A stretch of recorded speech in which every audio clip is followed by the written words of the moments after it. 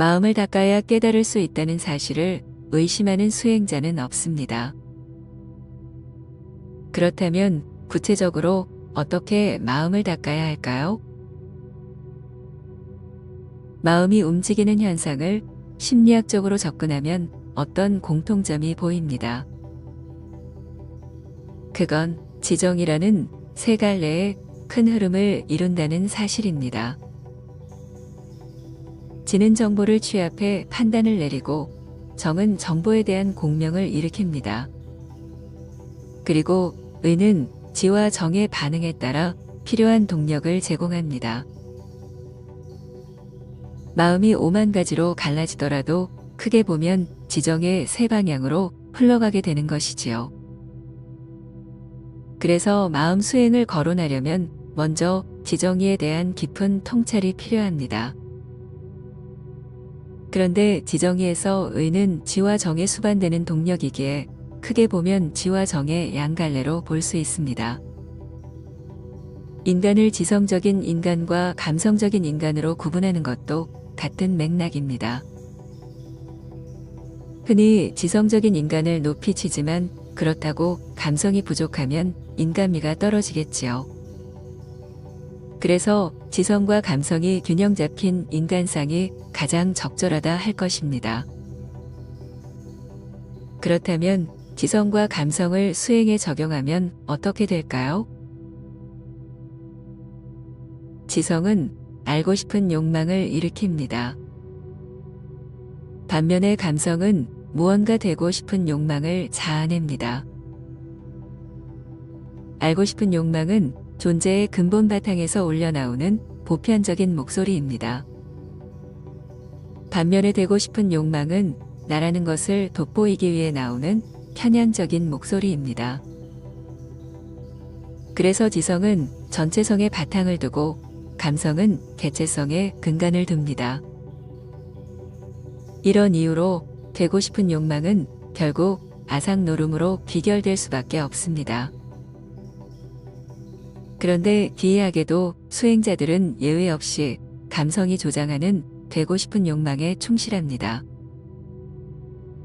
그들은 마음을 비우고 싶고 탐진치를 없애고 싶고 번뇌를 소멸해 열반에 이르고 싶고 그래서 결국 깨달아 붓다가 되고 싶어 합니다.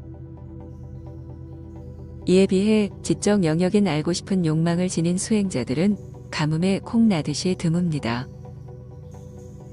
수행자들은 초발심을 낼 땐 나는 누구인가? 존재란 모고를 화두로 삼으면서도 작심삼일이라는 말처럼 얼마 지나지 않아 되고 싶은 욕망으로 가득 물들게 됩니다. 그렇다면 세존은 어떤 길을 걸으셨을까요? 세존은 지성이 조장하는 알고 싶은 욕망에 의해 출가를 하게 됩니다. 생로병사가 일으키는 고통을 절감하고 그 고통이 왜 발생하는지 근원을 파헤치고 싶었던 것입니다. 하지만 당시 브라만교의 수행은 오로지 되고 싶은 수행으로만 채워져 있었습니다. 현실의 고통을 소멸해 열반과 해탈에 나가되는 길을 모색했던 것이지요. 그래서 세존 역시 브라만교의 수행에 몸을 담을 수밖에 없었습니다. 그럼에도 세존은 브라만교의 수행에 대한 의심마저 놓지는 않았습니다. 이는 지성이 던지는 알고 싶은 욕망의 불이 꺼지지 않았다는 것을 의미합니다. 감성의 수행으로 이룬 경지를 늘 지성으로 점검하며 의심을 일으켰던 것이지요.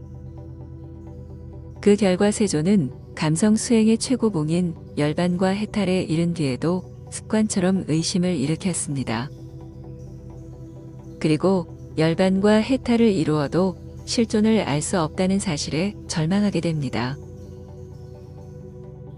세존은 브라만교 수행으로는 절대로 깨달을 수 없다고 확신했고 그래서 홀로 독립해서 지성의 수행을 해나가게 됩니다. 아느냐 모르느냐의 영역으로 되돌아와 화두의 끈을 놓지 않은 것입니다. 이렇게 되니 몸을 혹사할 필요도 없습니다. 그래서 우유죽을 비롯한 공양을 받았고 시간 날 때마다 숲속을 산책하며 건강도 챙겼습니다. 그러다 명상이 깊어질 때는 보리수나무 아래 좌정하여 알미 궁극까지 치달았습니다.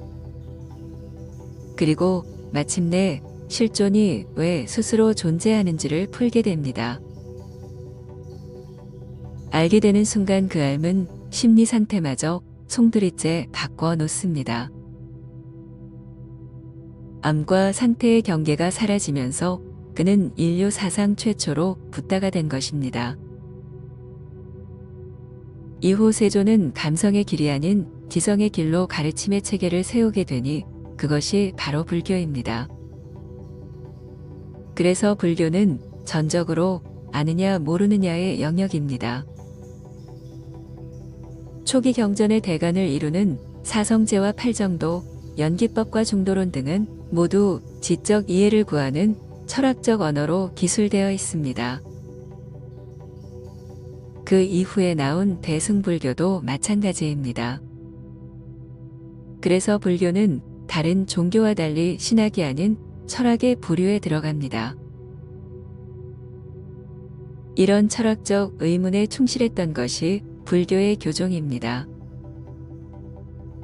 하지만 교종은 제1원인을 탐구하지 않고 그것을 가리키는 손가락만 더듬거리다가 허송세월을 보내게 됩니다. 그러다가 선종이 등장하면서 도노의 기치가 올라갑니다. 선종은 교종의 무거운 짐을 벗어던졌지만 점점 감성이 추구하는 되고 싶은 욕망 쪽으로 기울게 됩니다. 빨리 깨우쳐 붓다가 되고 싶은 마음에 별의별 속성법들도 만들어내지요. 선문답과 오직 모를 뿐이 그 대표적 사례입니다. 말장난 몇 마디로 깨닫고 몰라로 최면을 걸어 또 깨닫는 해괴한 풍토가 나오게 된 것입니다. 결국 초기 불교의 알고 싶은 수행을 버리고 힌두교의 되고 싶은 수행으로 빠지면서 불교 수행은 정체됩니다. 사실상 깨달아 붓다가 되고 싶은 마음이 일어나는 한 이런 시류를 막기는 어렵습니다. 붓다가 되고 싶은 마음이란 건 잠깐 간직하면 됩니다. 그런 걸 계속해서 염두에 둔다면 힌두교 수행으로 흘러갈 수밖에 없습니다. 불교는 한마디로 말해 이성의 도화지에 지성의 물감을 풀어 전지를 그려내는 가르침입니다. 당신은 불제자가 맞나요? 그렇다면 마땅히 지가 정과 의를 이끌어야 합니다. 열반에 이르고 해탈에 붓다가 되려는 욕망을 거두고 진리에 대한 갈증을 드러내야 할 것입니다. 진리의 세계엔 나가 들어설 자리가 없습니다. 진리는 오로지 온전한 암만 존재하며 그렇기에 그 암만이 당신을 자유롭게 할 것입니다. 당신은 이제 감성이 만든 열반이나 해탈, 본성이나 불성 같은 환영에서 깨어날 때가 되지 않았나요? 깨닫고 싶으면 깨달을 수 없습니다. 붓다가 되고 싶으면 붓다가 될 수 없습니다. 되고 싶은 욕망은 아상이 만든 한낱 환영에 불과하기 때문입니다.